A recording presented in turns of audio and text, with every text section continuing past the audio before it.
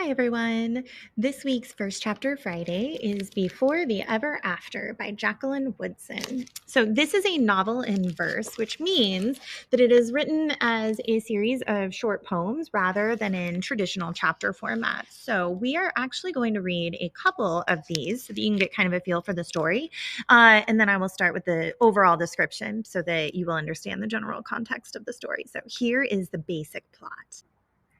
For as long as ZJ can remember, his dad's been everyone's hero.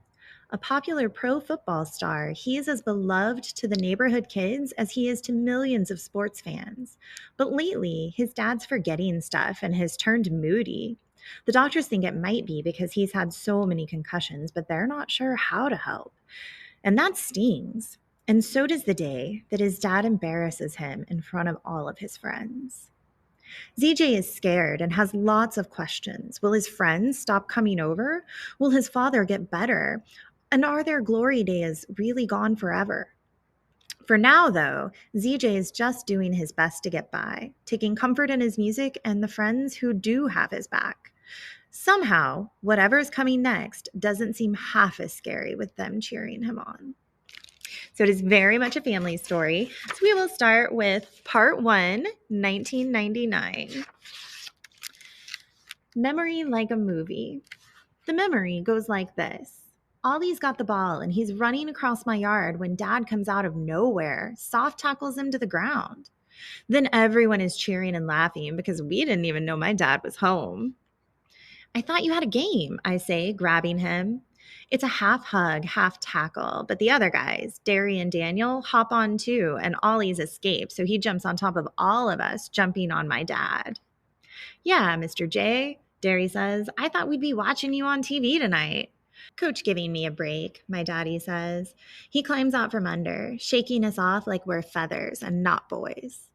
Aw, man, Derry says. Yeah, we all say, aw, man.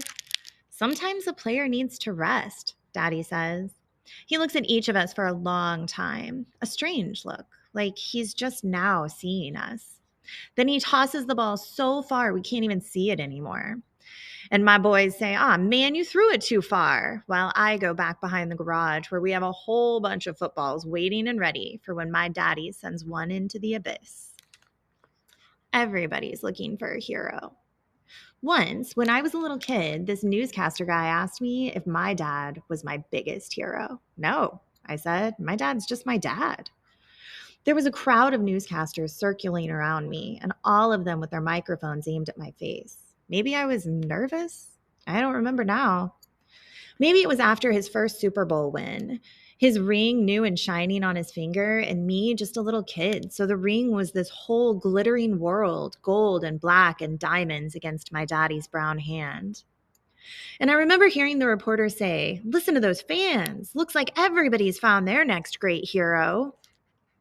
And now I'm thinking back to those times when the cold whipped around me and Mom as we sat wrapped in blankets yelling Daddy's name, so close to the game that we could see the angry spit spraying out from the other team's coach's lips.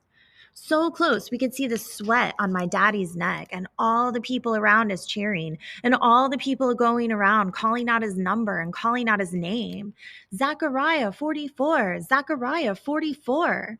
Is your daddy a hero? The newscaster had asked me. And all these years later, just like that day, I know he's not my hero.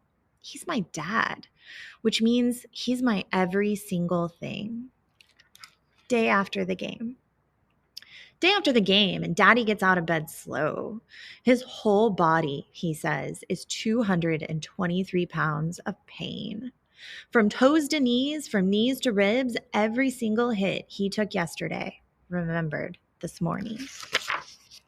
Before the ever after. Before the ever after, there was Daddy driving to Village Ice Cream on a Saturday night in July before preseason training. Before the ever after, there was Mom in the back seat letting me ride up front, me and Daddy having man time together, waving to everyone who pointed at our car and said, that's him. Before the ever after, the way people said, that's him, sounded like a cheer. Before the ever after, the people pointing were always smiling.